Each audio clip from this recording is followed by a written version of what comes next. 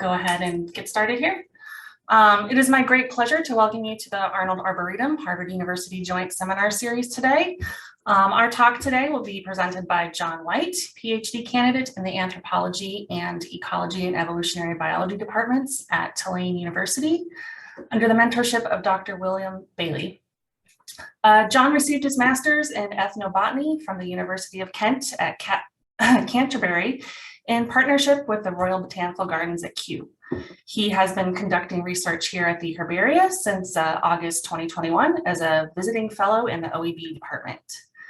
John has spent the last 10 plus years working with food plant biocultural diversity in the tropical Andean Amazonian interface of Ecuador while studying Amazonian Quechua and ethnobotany. He is sponsored by the National Science Foundation, Fulbright Hays, Lewis and Clark Funds, Jacobs Research Funds, and the National Institute of Agricultural Research in Ecuador. Today, John is going to talk to us about his dissertation research on indigenous beliefs about and interactions with food plant reproduction and diversification. We ask that you please hold your questions until the end of the talk, and you'll have an opportunity to get all your questions answered. And with that, I'll go ahead and turn things over to John. Thanks for joining us today. Thanks, Jeanette, and thanks everybody who's come out here today. Obviously, a huge thanks to the Harvard University Herbaria and the Department of Organismic and Evolutionary Biology for hosting me. Yeah, as Jeanette was saying, I'm an anthropology candidate for my PhD, but more than half my credits are split between the biology department at Tulane. And today I wanted to talk to you about indigenous conceptualizations of and interactions with plant reproduction, domestication, and diversification in the Ecuadorian Amazon. So just for an introduction, one of the biggest issues that we're facing today, as humans on the planet Earth is the loss of biological and cultural diversity, particularly in subsistence systems or food systems. This is a huge threat to global and local food security, especially under climate change. What do we mean by biocultural diversity and subsistence systems? This is, basically indigenous varieties or cultivars. Sometimes that might have characteristics that can be bred into more developed crops, insect resistance, heat tolerance, drought tolerance. The thing is that, research and conservation has to try to account for all of these culturally diverse stakeholders and collaborators across the world. Historically, that really hasn't always been the case. Science has kind of operated top down and kind of ignored to a large degree a lot of the perspectives of indigenous peoples around the world. Why is that important? Because a lot of these indigenous peoples territories overlay major hotspots of biological diversity or hearths of domestication. Regions like the Ecuadorian Amazon, for instance, or Amazonia kind of writ large is especially understudied from the perspective of plant domestication. Archaeologists have dealt with this, cultural anthropologists have dealt with this, but one kind of gap in our knowledge base is the perspectives, culturally diverse perspectives about plant sexual reproduction and diversification and domestication. And how people think about processes and mechanisms implicated therein. These could include conscious and unconscious selective pressures on diversity, for instance. Just a quick background, domestication and diversification studies in general. Domestication kind of was formally construed as a rather narrow set of morphological and physiological changes that plants undergo when humans tinker with them over time and try to make them consciously or otherwise fit their specific requirements for those crops in general. This is sometimes referred to as domestication syndromes, when these morphological or chemical or otherwise traits change over time. The problem with this and the problem with general definitions and models of domestication is that they have historically, failed to account for the intense diversity of ecosystems, cultures, and obviously as an extension of that, the diverse drivers and processual mechanics that operate behind domestication and diversification. This is especially true in Amazonia.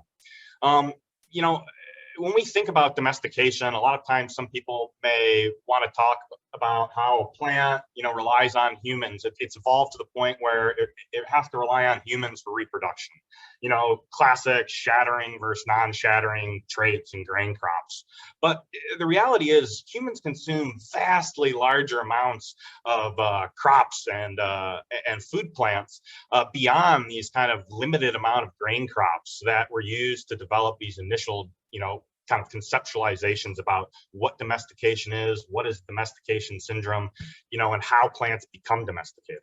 Which kind of moves me to my next point, is that domestication is often kind of just treated as an endpoint in discussions in anthropology, botany, biology, and other scientific disciplines, when in reality, it's more of a continuum. Plants domestication, that's to say, shouldn't be really treated as an endpoint, but rather as an ongoing process in which plants are continuously changing and evolving.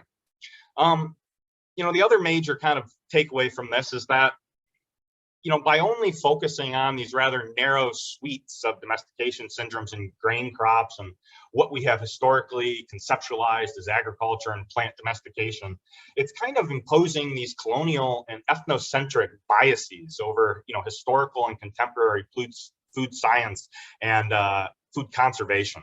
Now, what do I mean by that? Just that, by looking at things like shattering versus non-shattering grain crops, we're kind of completely ignoring all the other processes and mechanisms with which plants are changing in other areas of the world, where they might not be growing grain, or grain wasn't instrumental in their agricultural revolution. Major food plants, for instance, like fruit trees or root crops, aren't necessarily going to display those same domestication syndromes. So moving on, kind of just away from, the crop varieties that are implicated in these issues of domestication and diversification, is this whole other suite of important plants for food security. They're often termed crop wild relatives. Now, I'm not going to get bogged down in all of these different definitions of crop wild relatives. There's numerous ones, just like there's numerous definitions of domestication. Suffice to say that they're plants that are related to crops evolutionarily. And they contain genetic resources, frequently, not always, that can be used to improve, the gene pools of the existing crops that are consumed by any given culture.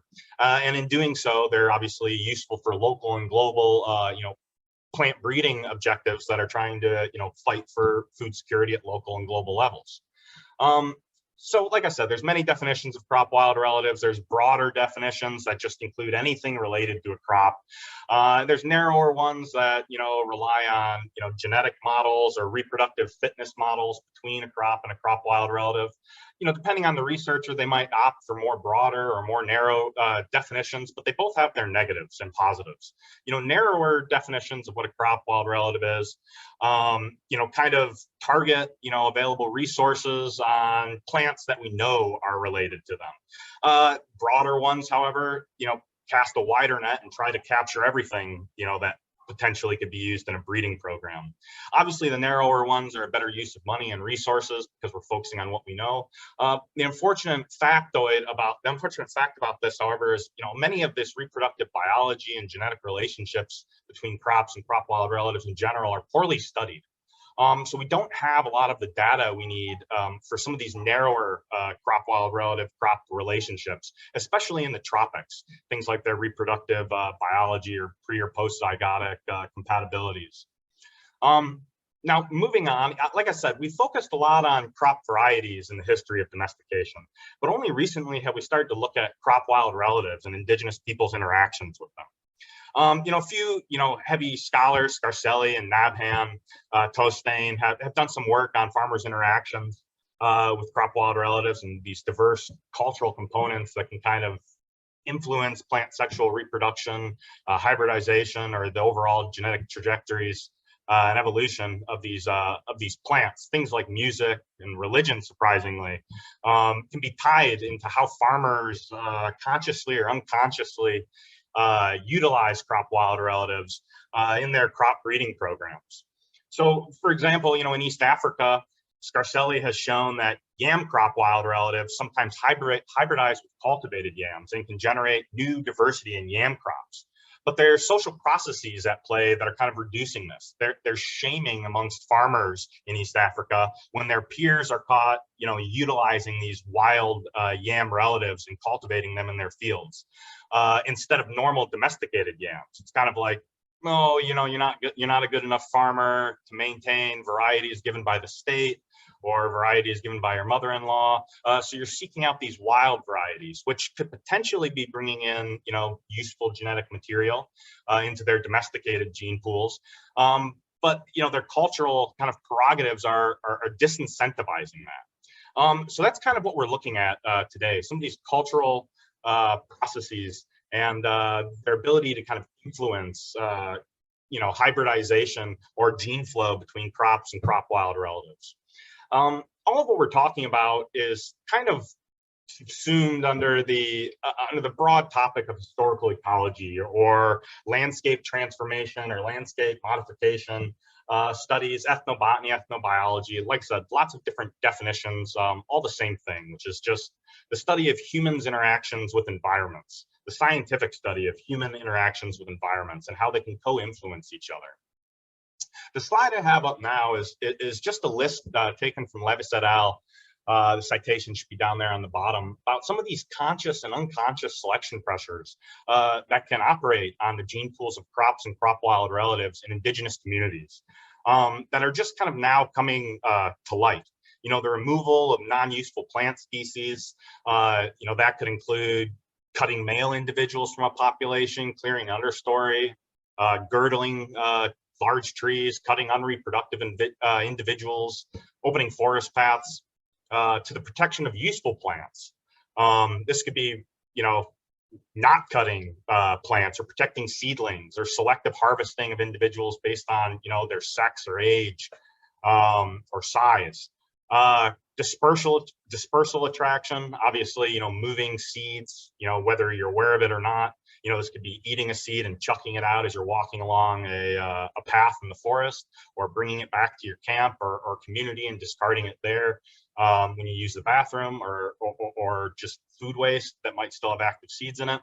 To phenotypic selection, hybridization, whether intentional or not, or in human intervention in plant populations based on kind of the perceptually salient characteristics of those varieties. Fire management, planting, soil improvement. The point is that there's lots of different ways, both conscious and unconscious, that humans can affect the gene pools of cultivated, of crop gene pools. Why do we care? As I've said, these cross-cultural perspectives are increasingly coming into kind of mainstream globalized plant science across a number of different disciplines, and largely, increasingly into interdisciplinary manners. The conceptualization of biota is an important thing, and human interactions with them can vary among and within cultures. Okay, so even though we talk about globalized plant science, there's cultures still within kind of the broader scientific community, or indigenous peoples that are, slowly interacting with the effects of globalization and are learning about globalized science. The point being is that people have different ways of thinking about biota and humans' abilities to interact with them, change them, destroy them. But the current food security crisis and the biocultural diversity loss crisis that humanity's facing today kind of necessitates our cross-cultural collaborations, working with these different, not just indigenous groups, but people of all different cultures, because not only are they the individuals working and living in these different environments, like I said, hotspots of biological diversity, such as the rainforest, or hearths of domestication, but we're also, starting to increasingly rely on citizen science, participatory research, participatory community research.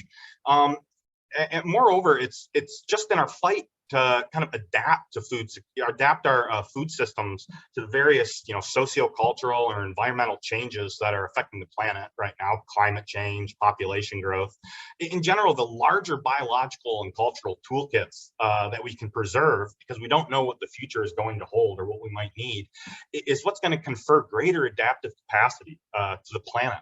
So not only do we kind of need to suss out these perceptions of how humans think about plant sex, reproduction, diversity, and domestication for applied reasons, like actively participating in conservation efforts with some of these individuals, but it's also the science itself. When we think about the history of some of these topics that were largely, written by very narrow portions of the world's cultures and peoples.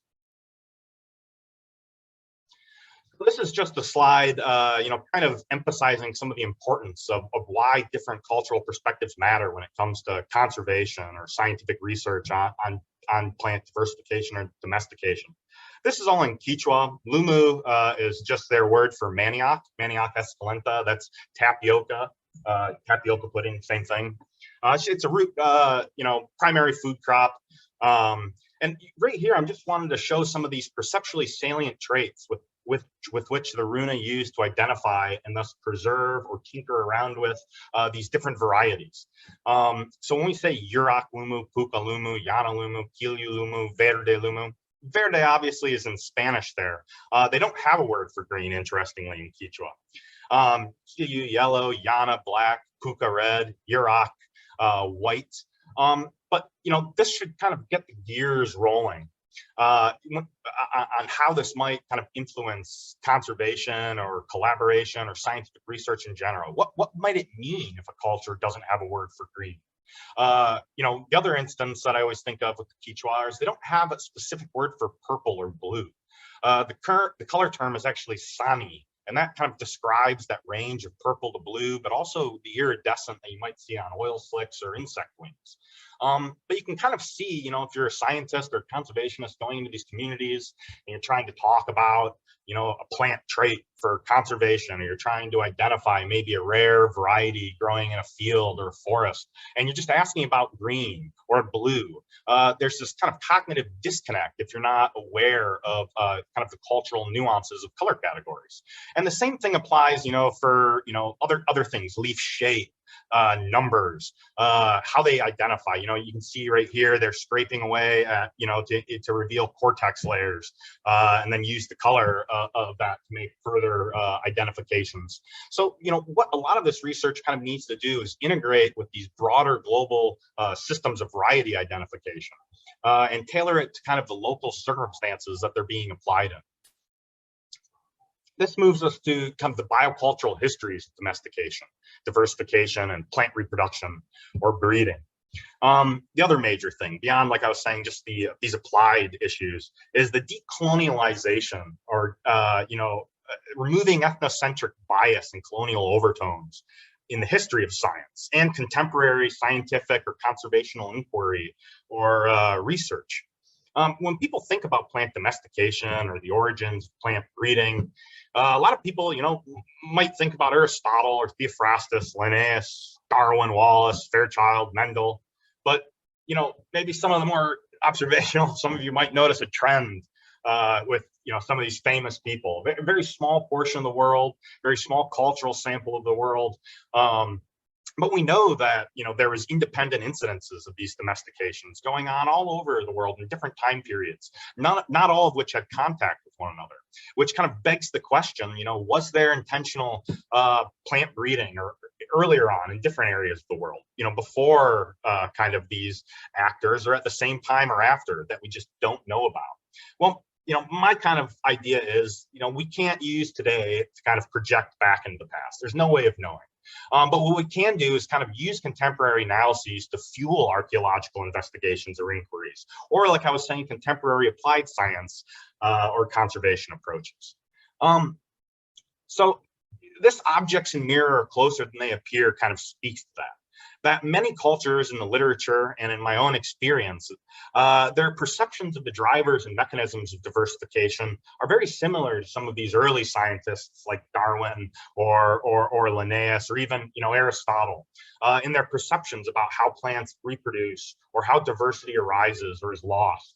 They're not always these dramatically different, it was placed by God, or they came via a supernatural source or another worldly source. Certainly that plays into it, but as I'll talk about in a second, that also played into Aristotle and Linnaeus and Darwin's early conceptualizations about plant sex and plant reproduction as well. So it's not just to say that we can dismiss it because in some ways it doesn't mesh with globalized science, because the foundations of globalized science are based in very similar types of thinking. So like I said, many differences. However, there's many similarities as well. This is a slide about an Assyrian, I think this is in the, where's it, Northwest Palace. This is kind of a famous slide that you'll see tossed around in discussions of plant breeding and domestication. And, a lot of times in archaeology, we don't really know what's going on. But here, even though it was initially kind of rejected by some scholars, more recently, Porter in 1993 has started to compare some of these to contemporary date pollination practices. So some of the contemporary perspectives about this is that these are winged figures pollinating date palm plants. And what they're holding in their hands is allegedly similar to a sponge, where it's wetted and they're taking pollen in the baskets they're holding in their other hands and applying it to the flowers. To me, that's pretty reminiscent of modern date pollination. It's in the Near East, where they cut off ripened male date flowers, which are oval in shape. These are oval in shape, and then apply pollen to the chosen female plants. They use a bucket of water to stop the male flowers from drying out and to maintain, surface pollen contact in breezy conditions, which could also be what's being shown here. So, it seems to be the case that, with evidence like this and other kind of archaeological evidence, that there was at least some knowledge of what it took to get plants to reproduce.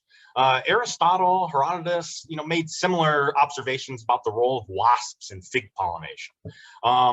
However, over time, that was seems to have been lost and rediscovered several times. In some of these later herbals produced in that area of the world.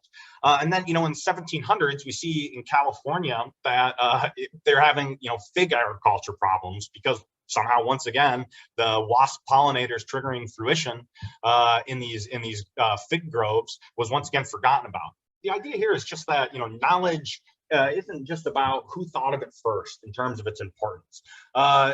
It's about kind of broad level pictures, because knowledge is always being forgotten and recreated and dispersed and changed over time. So this kind of lends support to why we need to kind of think about contemporary perspectives about this that might be engaging scientists in participatory research or conservation. So the topic of my PhD research dealt with this, specifically indigenous conceptualizations of plant reproduction, diversification, and domestication in the Ecuadorian Amazon with a community called the Mondiaku Runa. Runa is just a self-designation of the cultural group, sometimes referred to as the Amazonian Quichua. Historically, even though we're kind of revising our understanding of the history of the Runa, it's likely that they're an amalgamation of several different ethno-linguistic groups that kind of collapsed and came together during the epidemics and colonialization in the 17th and 18th centuries. But suffice to say, the community I worked in is in this area. You can see on the map, these red dots are the the sampling areas where my vouchers were collected, but it's straddled right up against the Andean mountains, where the Amazon is just right to the east of it. Lots of environmental heterogeneity, lots of micro environments for plants to be diversified and for farmers to kind of move into and make different selection choices. Some of our initial target genera, were ingas, xanthosomas, solanums, especially the Lasiocarpa clade and Leptospermonum. But as our research progressed, we saw a lot of other high priority crop and crop wild relatives being utilized by the Runa for some of the practices and concepts that we were discussing earlier. This is Bactris, Apomia, Harenia, which is a distinct cow relative, Fasciolus. These are just some of these different crops and crop wild relatives collected during the research so far. So like I said, the Amazonian interface of Ecuador, its tropical Andean interface, extreme biodiversity, high crop and crop wild relative diversity, suspected hearth of domestication for numerous crops.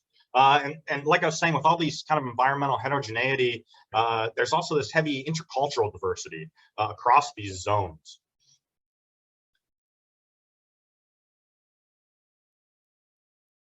So the first thing I was kind of looking at in my research, which was kind of an interdisciplinary ethnobotanical ethnography composed of various forms of interviewing, semi-structured, structured interviewing, participant observation.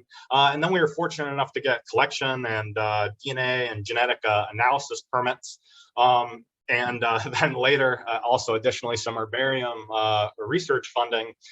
So the interdisciplinarity of this research is quite pronounced. But I just kind of wanted to start off with a short story about one of these people in these communities. To kind of light this fire of fascination, I suppose.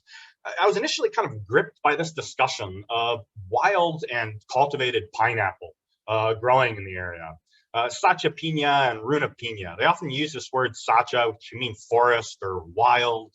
And they compare it to Runa, which, like I said, just means human, but sometimes it can be used to mean domesticated in a sense. But, you know, one of my local participants, a man named Pedro, was talking to me about how when he was little, his father would cultivate wild pineapple next to his Runa pineapple.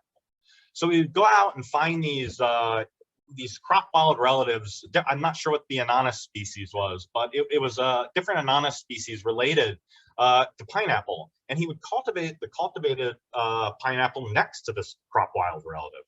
And his theory, as to when I asked him why, he explained that there was a spirit of the wild pineapple, an amu, that when it was planted next to the human pineapple would really like to consume the human pineapple, and in some supernatural way was able to improve the human pineapple, some of the traits of the wild pineapple, while improving his wild pineapple, some of the traits of the human pineapples.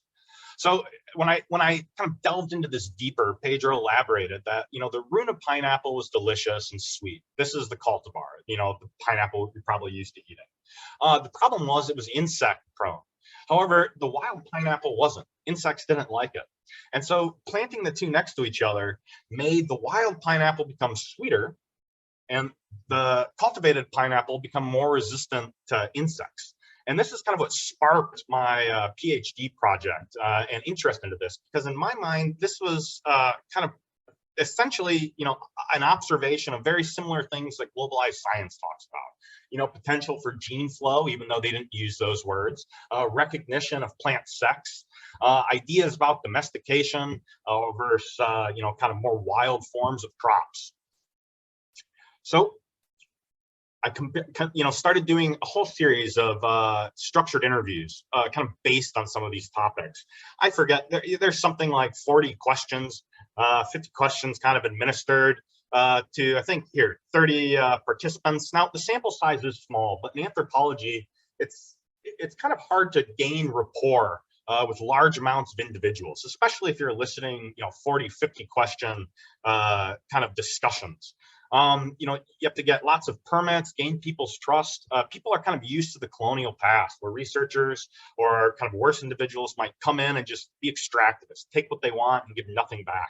So it takes some time to develop these social relationships with people. So typically this is why, you know, sample sizes are a little smaller than in biology or a lot of these other different nat sciences. So the first thing I wanted to talk about is plant sex. In those earlier slides, I was talking about how maybe Aristotle, Herodotus, certainly Linnaeus, some of their early conceptualizations of reproduction in plants really compared them to human reproductions. That insofar as that there were, you know, sexual organs on plants that were similar in a way to human sexual organisms, and that there were, you know, female and male plants in certain instances. And I started interviewing about this, and I found that by and large, many people agreed with that. You know, once again, in slightly different ways. You can see right here on this left-hand slide, in response to this question, do some plants have male and female? The vast majority of individuals agree that there were plants that had female and male individuals. And just as a brief aside, you can see the breakdown into young adult, middle, and senior. I think the young adult age is 18 to 35, middle is 36 to 55, and then senior is plus. So I bring that up to just emphasize that, these aren't necessarily just new ideas that are the product of globalization. Sure, in some circumstances they might be, but many older people, especially monolingual Quechua speakers that don't speak Spanish, also have these ideas. And then obviously the next kind of extension to that was, okay, what plants have male and female individuals? And sorry about the indigenous or local names right here, but avocado, coffee, Bactris, Inga. We have some citrus varieties, Carica, Grius, several other different palms and manioc. I have a full list if anyone wants translations. But I started taking kind of a survey of what plants they thought, displayed these male and female individuals. And, I'm currently in the process of comparing that to the reproductive biology, to the globalized science, to see how much some of these indigenous perspectives and scientific perspectives overlap. The next extension was, do female plants need males to reproduce? This is what I was talking about why it's important to be aware of these culturally diverse perspectives from a conservation and scientific investigation perspective. Obviously, if you're trying to work with someone to preserve a variety of plants, say you've tinkered and developed breeding trials with a new sunflower variety, and you've placed it in the fields of a whole bunch of farmers that have been willing to do trials. You kind of want to know whether or not, if they're going into the field and actively able to remove males that might be interfering with the breeding experiments due to cross-pollination with females. Same with crop wild relatives that may be growing along the side. This is plant specific. Obviously, not all plants have this form of reproductive strategies, or some might be able to, they might be self-compatible and can reproduce without the need for an additional individual. But this is where it starts getting interesting. So a lot of Runa didn't believe that female plants needed male individuals to reproduce. Initial ideas about this are that pollen can be carried, quite dramatic distances, even in the jungle via wind or insect carriers, amongst others. However, it also seems to be the case that they might not just notice necessarily that, pollen, especially from males, are what are triggering kind of the fruitation. But some people did. And furthermore, some people were very specific that, only certain crops were this way.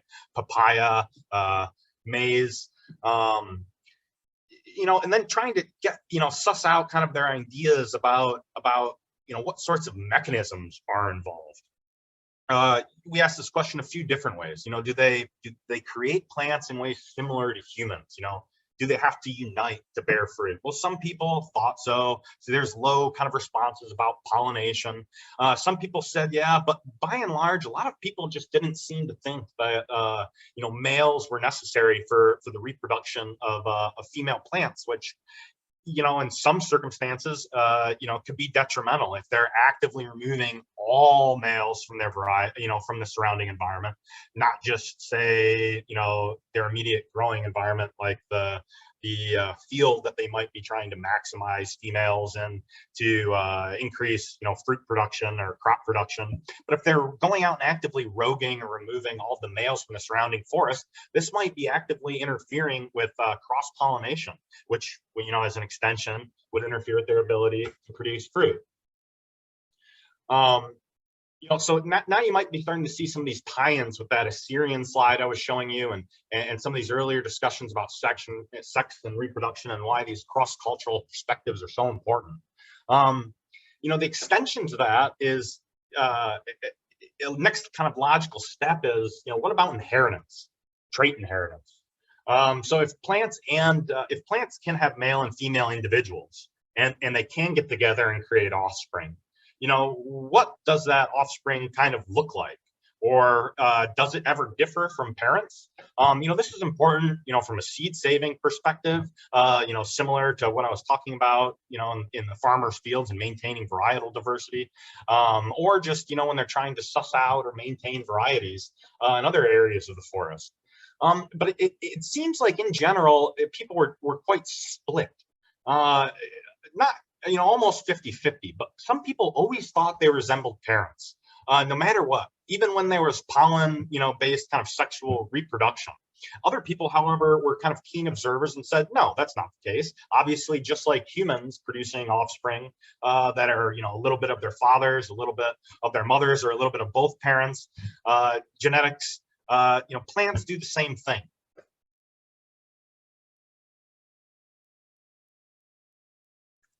So just go back right here.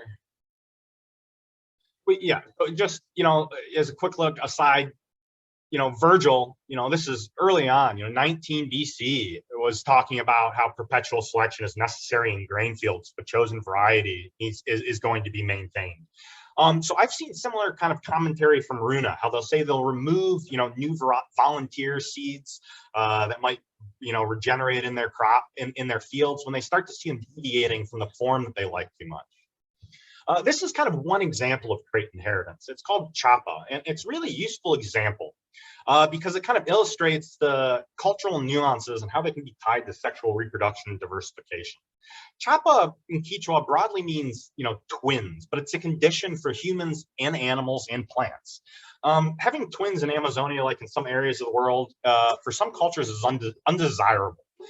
Twins can be seen as kind of a splitting of, human life force, and for whatever cultural reason, that's looked down upon. You generally don't want twins in many of these indigenous communities. However, interestingly, it turns out that they apply it to plants. And what we see here are just a selection of what they call chapa fruit. In reality, this probably refers to a whole bunch of different, genetic and just environmental factors. In some of these circumstances, particularly with the Musa varieties, these bananas and plantains and guineos, a lot of it could just be growing environment, whereby a hand of bananas grows too close together and they get pressed together and they fuse. But for some other plants, like they talked about this Bactris, peach palm, or manioc, or still other palm varieties, it could have a genetic component to it. And it's not just the fruit that can be fused. The seed can be fused. The plant itself might have a bifurcated trunk. General idea is you want to avoid these types of foods. Plants with these traits are selected against, in other words, because they're believed to trigger twin births in human beings of certain ages. Even insofar as that people don't want to feed their chickens fruit from chapa plants, because the chickens are believed to be caused to have double egg yolks, which is also seen as bad. So you can see kind of how these ontological beliefs can result in certain traits being selected for or against in different communities. So once again, these are questions just about chapa. What plants can have chapa? What is chapa? Some of the plants that might have it. Once again, I can give some of these names afterwards, but a lot of citrus, a lot of palm, a lot of root crops, a lot of musa. And this kind of talks about the ontological, these series of interviews talk about the ontology of trait-based chapa consumption. Okay, who avoids eating these plants? To kind of suss out the broader, patterns of how belief could be factored into the removal or selection for this trait in their plant populations. Some people always avoided it. Other people wanted to say, it's only people who are in reproductive age, or it only applies to women, not to men. But moving on to the questions about inheritance, to suss out broader ideas about how people think about inheritance in some of these indigenous communities, I started asking, okay, well, if a plant has chapa, do you plant a seed with chapa? To kind of, get ideas about whether they thought that, this kind of rare mutation or condition of the plant can be passed on to its progeny. Many people said no. However, like you can see, a lot of people did say yes and had different kind of sets of qualifications as to why that would be the case. This is an extension. Okay, so why don't, this is an extension of the question, does seed from chapa fruit grow into plants with chapa? Some people stated that no, it just doesn't grow. The seed doesn't grow. That's why we never plant it. Or no, they haven't experimented with it. Some people did say yes, that it can grow. This, is kind of just like I said, an inquiry into their perceptions about trait inheritance and whether or not it can be passed on into seeds. But as an extension of this brought up a whole other series of questions and interview topics about other plant conditions like chapa. What might be seen as mutations from the Runa's perspectives? We have two-trunk Bactris, three-trunk Bactris, plants that are sometimes crooked or curved. Now, like I was saying, some of these could just be environmental factors. But sometimes there was enough people agreeing with it or specific, prolonged interviews that would kind of suggest there could be genetic components to these. As an extension to kind of trait inheritance, other kind of processual, other processes and mechanisms of diversification or domestication include, these concepts of, can varieties of plants disappear forever? Obviously, if you're utilizing a resource, you're trying to work with people who might have an endangered resource on their property. It's useful to know if they think that, resources can just disappear, go extinct. We don't always recognize that extinction is a culture-bound kind of phenomenon. Amongst the Runa and a lot of other indigenous communities, they don't have the same ideas about the origins and disappearances of diversity. Sometimes there's these entities that are thought to release biota from otherworldly realms based on their interactions with humans, whether they're happy or not with what our humans are doing in the environment. So what does that mean? Well, it means that, if people are over exploiting a resource or heavily utilizing it, they might not be making a connection or perceiving that humans are a driving force in extinction or resource loss. They might be thinking that, it could just be this other supernatural entity, and at a later date, they're just going to re-release them again. Not making a value statement on that either way, but it's just, kind of critical if you're working with these communities, or you're seeking to do science, or community conservation with them, to kind of have an idea about, their knowledge of drivers of diversity. As an extension to that also, what moves diversity? Do animals, do birds? Which ones? Are there plants associated with other plants that can sometimes serve as bioindicators? So in some circumstances, they might know it's a good time for planting when a certain planting one crop when a certain crop is flowering, or they might have more keener, kind of locally specialized knowledge than, say, a Western scientist does about these, seed movers or the pollinators of certain plants, because they live in these environments and they, interact with them on a daily basis. Kind of just additional kind of survey information on, where are you sourcing new diversity? And as it turns out, the Runa kind of actively go out and incorporate not just, crop wild relatives from their garden, crop wild relatives from the forest into their gardens, but also just more distantly, temporally, that is, planted varieties from historical forests. This is just kind of running off the ideas of historical ecology, that some products of Amazonia and other environments around the world, kind of bear the footprints of previous human landscape transformation or modification practices. So even though we might perceive a plant growing in the, in the jungle as wild, it's likely, or it can be in some cases, the product of, previous anthropogenic selection pressures. So knowing if people go into the forest and collect some of these plant varieties is also important from some of these scientific conservational perspectives. And like I said, the Runa do it with a whole host of different plants. Also, their seed selection practices are kind of wildly varied. Some people just selected the best quality. Other people's just determined the sex of the fruit, so to speak, and only planted fruit from, extremely large fruit that they believed were female. And on. There were kind of these different sets of qualifiers. One example of kind of, just because we're running out of time here, of some of these selection practices that is also interesting is the concept of weeds. Okay, So one of the interesting things about crop wild relatives is that they often are weedy insofar as that they grow on kind of these fringes along fields or in agricultural plots, which makes sense because a lot of crop wild relatives are the progenitors of crops we have nowadays.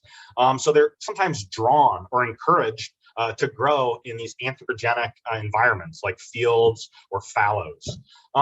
One of the crops that I was looking at in my dissertation work was a Xanthosoma species. Now, Xanthosoma is similar to manioc tapioca in that it's a big starchy root crop, consumed in many different areas of the world, but it's a high priority for conservation, primarily because it's extremely underrepresented in gene pools, herbaria, living collections, and our kind of diversity that's stored in some of these areas is relatively narrower compared to a lot of these other major crops like corn or chocolate. So the Runa formerly grew Xanthosoma sagittifolium frequently, and many people still do, but it's kind of given way to more intensive manioc cultivation or purchasing of store-bought goods. So you're not seeing the crop in the area as much anymore. This is kind of alarming because this is one of the hypothesized or potentially hypothesized areas of diversity for Xanthosoma. And unsurprisingly, they have a lot of Xanthosoma wild relatives growing in the area. One of them is called Lalu. Kind of our species determinations are still pending on this, but it does appear to be a Xanthosoma, and they use it for all sorts of different purposes. They cut it and apply the exudate, to minor abrasions on their skin. They also use it to treat fever in some ways, or to treat a whole host of different culture-bound illnesses like malere, which is similar to some people who might have some anthropological experience, like susto or some of these other just culture-bound illnesses. The idea here, though, is that even though it's a weed that they actively remove from their garden, you can see here almost everybody removes it. It'll shade out anything you're trying to go on relatively quickly. They also, in some cases, plant it or spare some individuals in their gardens, for some of these other ethnobotanical usages. And in doing so, they could be encouraging, presuming that the reproductive biology of the two is compatible, some cross hybridization between the two gene pools. So beyond kind of this ethnographic analysis, I mentioned another portion of kind of this discussion of indigenous perceptions on reproduction, domestication, diversification has been this herbaria and economic botany collection analysis. These are photos from the National Herbarium of Ecuador of some of the metadata, the label data that is, on some of the specimens that I did when I was over there under my NSF grant. And you can see here just in the red lines, I hope it's readable, some of the different kind of factors that different recorders put in some of these. You can see down here, in a collection of Mandy, talks about one of these usages that I independently documented, the fact that it's used for minor abrasions. Other people talk about different wild relatives of Inga being edible, or that it's used, to treat, like I said, one of these culture-bound illnesses, malere. And this is kind of just an underutilized aspect of herbaria, in my opinion. This kind of interlinking of these interdisciplinary research agendas, not only could it be kind of a chemical or morphometric or species distribution study, but it can tie into larger, anthropological or ethnobiological data sets. And new discoveries can be inferred therein. This requires maybe sometimes a little bit of knowledge or at least collaboration across disciplines. You can see, indigenous COFON names up in the corner, or sometimes they're written in indigenous languages. But the idea is that, by doing this interdisciplinary research, kind of the sum of the, essentially they strengthen each other. As an extension, kind of the methodological next steps of this are, continuing herbarium research at Harvard's University Herbarium, which is what we're doing right now. We had some delays in shipment, but the specimens have finally arrived, and excited to go through them from Ecuador. As an aside, the process is often longer than you imagine. Lots of lots of different things can happen in shipping and permitting offices. I think ours took over a year, probably much longer than that, to just ship from destination to destination. But what we're looking for, in our barrier research is just evidence that could suggest conscious or unconscious selection pressures operating on some of these crop wild relatives, and then linking that to other data sets that are already available online. This could be indigenous names, it could be, just a pen note that an author might scribe, this is a weed in a field, or there might sometimes be knowledge of other pollinators on these herbarium specimens. And kind of this knowledge can then be tied to ethnographic research and other things like chemical research, which is our next kind of process. Right now, we're sampling some of these Inga specimens for different, chemical fingerprinting to kind of see, do different Inga species or varieties have kind of chemical profiles or signatures that could potentially help with their fingerprinting in the field or after the field, or in the case of xanthosoma, are there gradients of selection pressures, and as a result different gradients of chemical diversity. So that's kind of one of these methodological next steps that research is moving towards, and that I'm trying to move towards with my PhD and hopefully eventually postdoctoral research. So just to wrap up, I know this has been kind of a broad discussion, but the key takeaways here are that diversification, domestication, and reproduction is culturally and interculturally diverse knowledge.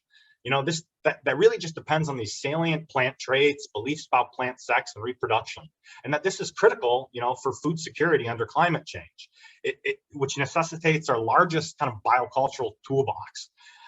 In order to kind of study and use this toolbox, though, we need interdisciplinary cross-cultural research, specifically on these drivers and mechanisms of plant sex, reproduction, and diversification. And in doing so, our science, our conservation agendas will not only kind of be catalyzed, but it'll also help us kind of decolonialize the history of science and the contemporary future of science. So that's my last slide. I wanted to thank you all for coming. I guess we'll open it up for questions. I mean, real quick, this is a kind of a nice little field dryer of my own invention that I made. It's just a portable grow tent that collapses down, kind of like a folding chair. And you got some, poultry heat bulbs you can buy locally, and a couple, bulb socket to plug adapters, fire resistant, extension cord there. And, you can hang the plants in different ways, and you got this cheap Inkbird humidity and temperature gauge that has automated alarms, and just some intake and extake fans. That's really portable, and it was really useful for drying in the tropics if anyone's interested in tinkering around with it. But once again, thank you for your time, and I really appreciated having you all here. Thank you so much, John. That was great. We'll open up for questions. You can drop a question in the chat or just raise your hand, and we'll unmute you and you can ask your question.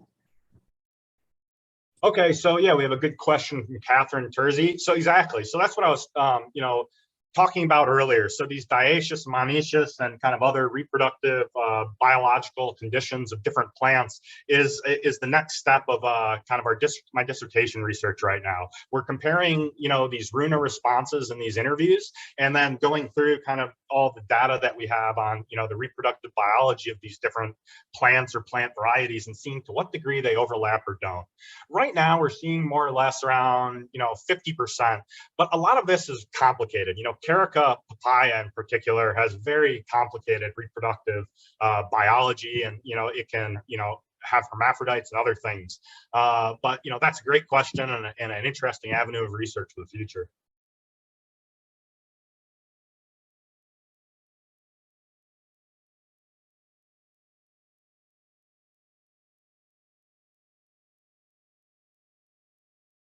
Oh, yep, sorry, I see, there we go. Kanchi, I think you're muted.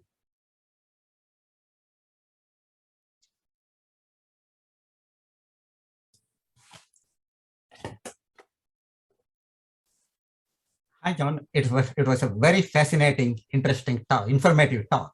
Thank you. Thank you. I visited Tulane in 1984 studying the herbarium for a book long time ago. I just want to know whether there is something comparable to sweet apple. You know, sweet apple originated in this country by chance around 1817, 1819. It was not a conscious effort, but it was just accidentally, it was seen and then multiplied. Is there any such a crop from what you have seen in South America? The second question is, so many crops went from the New World to the Old World, like potato, tomato, peanuts, red pepper. They're all being continuously improved. Like countries like India, they keep improving the way. Likewise, is there any improvement of the old world crops like the banana, the rice, the mango from in South America from what you have seen? Yeah, I mean, both great questions. So, responding to that first question, yeah, there's tons of these kind of, people use different words, incipiently domesticated, but one of the big ones kind of for Ecuador in particular is naranjilla. That's Solanum titensis.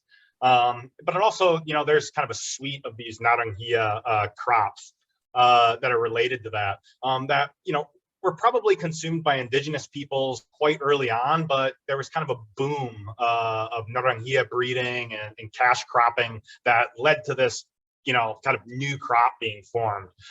So that's still kicking around, and there's research on it. I think Charles Heiser has lots of good stuff on that. Responding to your second question, yeah, of course. Banana is an interesting one because it's one of the primary musa in general, guineas, plantains, are heavily consumed in Ecuador, even though they're not from there. There's some research into kind of these potential hybridization events going on between them now, because even though they're not from there, and this occurs in many other areas of the world, they're still crop wild relatives that could potentially, be implicated in some sort of gene flow. And certainly for a lot of the other major crops down there, palm fruits, an example, the Bactris gasipes peach palm, we found tons of different wild relatives that they use, kind of as snacks in the trails, but some people bring back to their gardens and plant in their own gardens. So a lot of those plants might even be even closer and have a greater potential or fewer post or pre-zygotic barriers in terms of reproduction. But yeah, great question. Thank you. Thank you. And we go, I think Matthew is next. Oh, great. Can you hear me? Yep, perfect. Good. Thank you so much, John. It's really rich, fascinating stuff. I have a couple of questions that may nest together, more on the side of the ethnographic methodology and some of the implications of the ethnographic encounter. It was notable that you coded the responses to your surveys by age set, and I wonder if you'd talk a little bit about what the salience of the age categories are in the responses, and whether there were other, social categories that might not have been pertinent or might have been interesting as well. I realize with the sample size of 30, you don't have that much differentiation, but I'm curious what, how those age sets, what those implications of age set are. Great question. And even though they're not on this slide, I have a series of the data compared to other kind of sociocultural variables, gender, education status. And like I was saying, for a lot of these, even though that we might expect that some of these ideas about sex or reproduction are only kind of tied to students that are engaged in kind of, globalized science education programs, which are now, mandatory even in indigenous communities, a lot of the older speakers still have these same ideas. And this is especially interesting amongst monolingual speakers, that via the gap in language might not be able to talk to some of these agricultural outreach or extension researchers. I mean, presumably they could talk through their children or their children might tell them about it. But my general, analysis so far suggests that it's pretty well spread. Certainly the children might have these ideas more, but it also seems to be the case that it's quite, pronounced in the older generations. Interesting. And so just one, just extending from that, I was curious, because I've read a little bit of ethnography from the Runa and other regions. I've done in contact with them, thinking about other other sorts of nested hierarchies, social cultural categories like politics, like family, age set again, and whether any of those also play a role in how your respondents talked about relationships among plants and relationships between plants and humans. I mean, I guess are there political categories that come into play? Are there sort of kinship categories that come into play? Sure. Yeah. So, that's the other thing, that I wish I had more time. And, my dissertation is coming out later this year, and I have chapters on ontology and gender and, kind of the interrelationships between a lot of what we're talking about and these issues of sexual reproduction, domestication, and diversification. But yeah, absolutely. In some cases, certain families' responses, it's kind of clear as day in the groupings. You can see these are all family. This is all from one family, and that family is heavily tied in with agricultural extension, research, or they work for the Ministry of Environment or something. However, also, there's still a significant amount of people that might be, just, an old grandparent and a grandfather that don't live with children, that live in a very remote portion of the community and never come into the town center and haven't for a long time. So a lot of my research, kind of an underlying takeaway, is that all of these things vary interculturally just as much as they probably do interculturally. A lot of people in anthropology have historically kind of just wanted to talk about cultures writ large, but even in our own culture, we know that in some cases there's more variation within than between. And the more that people kind of recognize that or are willing to do research on that, I think the more effective the conservation and research will be. Hey, thanks. Thanks so much. Great question. All right, who had the next? Here we go. There it is. I know you're probably a little bit afraid of pronouncing my name. Great talk. Actually, I just came back from Brazil. I'm also doing some work over there, visiting Amazon over there. But anyhow, so a few questions for you. One, even though you mentioned that you didn't look at the gender specifically, so I was wondering, what's the sex ratio for the people you have interviewed, particularly? I mean, I guess that male and females. Yes. So let me see if I can just pull up one of my other slides real quick. What do we have here? Okay. It's about 50-50. Let me see. Oh, it's not 50-50. Yeah, it's about 50-50. I mean, I think I might have had one more female participant. I don't have the slide in front of me. Okay. It's on a different presentation, but it was about 50-50. A lot of this is like a matter of what do you want to call it? Kind of opportunistic sampling. You have this great idea to kind of split the proportions of your sampling along families or regions, but in practice, that can be kind of really difficult because you have to develop relationships with these people. They might not want anything to do with you due to some of these colonial histories, or there might be kind of sexual tensions or cultural tensions associated with a man going and interviewing a woman by himself in a distant part of the community, like a garden. Another kind of difficult thing is that, a lot of times historically, these gardens are places where couples go to be alone and, have sexual relations. So that can sometimes hamper, certain interview dynamics in that way, if that answers your question. Yeah, did you notice any difference in terms of the answer to your questions? Yeah, so a lot of times I feel like female respondents were quite more aware of, varietal diversity. They seem to have greater knowledge of varieties, writ large. But honestly, I was kind of surprised. And mind you, a sample size of 30, but I thought that there would be a more significant, kind of knowledge difference between female and male participants, but it was mostly pretty equal. Now, mind you, this would probably change if we looked at multiple communities and expanded this outside of the scope of a PhD project. This should really be like a multi-investigator, multi-community project that spans 5 years or something. But fortunately, don't have the funding or time yet. But you know, like I said, my dissertation chapter on gender, I think, will be particularly interesting to you, where I break down a lot of these questions, but along those kind of along those factors. Mm-hmm.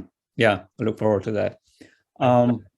My other question is, I mean, I was wondering how much their knowledge, how much the information they give you, is their kind of traditional knowledge, how much has been influenced by modern science or the social environment that they are in. Right. So yeah, so that's, you know, like I said, that's going to vary, you know, that's going to vary, you know, among and between individuals in the project.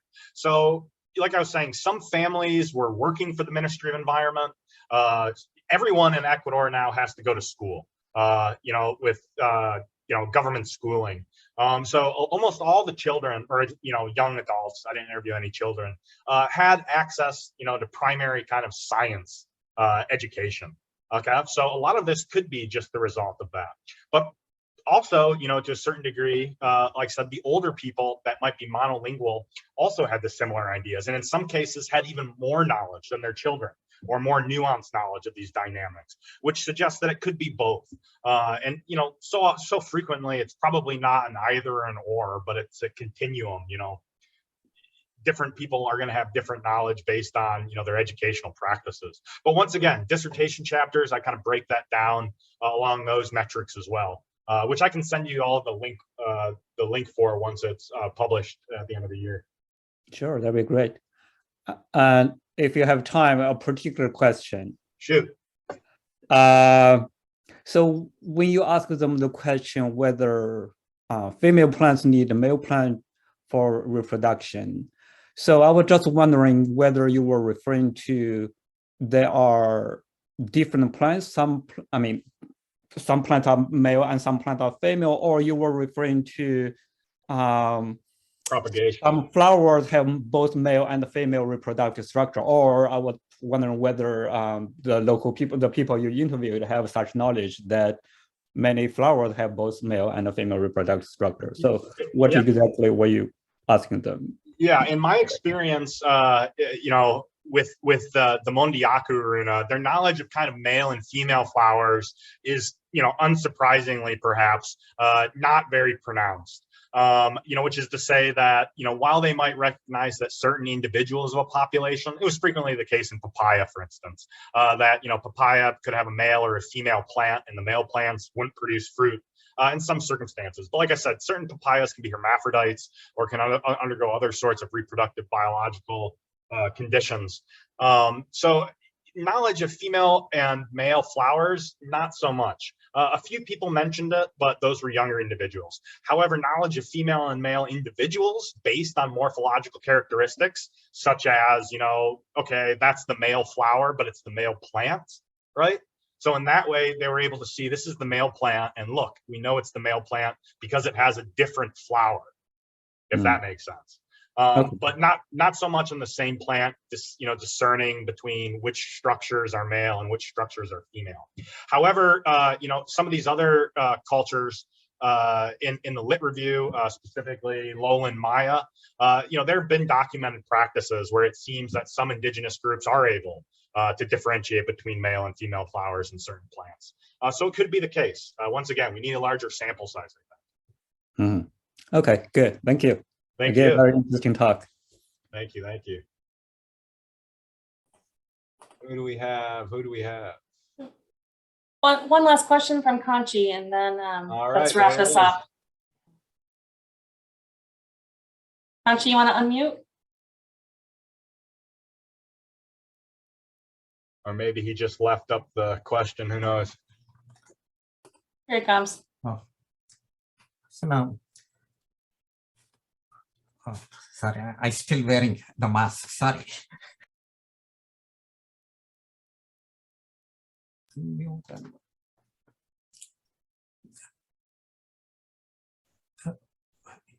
Again, in your experience at Ecuador, you mentioned about the modern research being conducted on the plant immigrants, right? So now, from what you have seen, to what extent such improved crops are exported? So great question. Yeah, great question. So, probably the biggest, crop that's undergoing some of this kind of, likely gene flow with these crop wild relatives, but, contextualized in the way in which you're talking about, insofar as that there might be new cultivars being bred in, say, Ghana and shipped to Ecuador for cacao production. Okay. And then those cultivars, which have been tinkered around with or bred in another area of the world, could then be introgressing with local crop wild relatives of cacao, different Theobroma species in the area, or just local varieties of cacao in Ecuador, and then being, exported out again. And then, the process could repeat in these other areas of the world. Ecuador actually has fairly strict export laws. Their Nagoya Protocol is quite pronounced. So in terms of their movement and sharing of genetic resources, I'm sure it happens, but that was one of the biggest things they were concerned about in terms of the permitting and in terms of this research in general. So I would imagine that if it is happening, it's going to be on a lower scale than in other areas of the world. But I'm sure it's happening. Thank you. Thank you. Thank you. Mina, All right. I'm gonna call it off here. I'm impersonating Michaela at the moment because my computer died, but I want to thank John again for giving our talk today. And if you have any more questions for him, his contact information is still up on the screen. Jot it down real quick. And thank you all for coming today. Great talk. Thanks, everybody. Thanks for having me.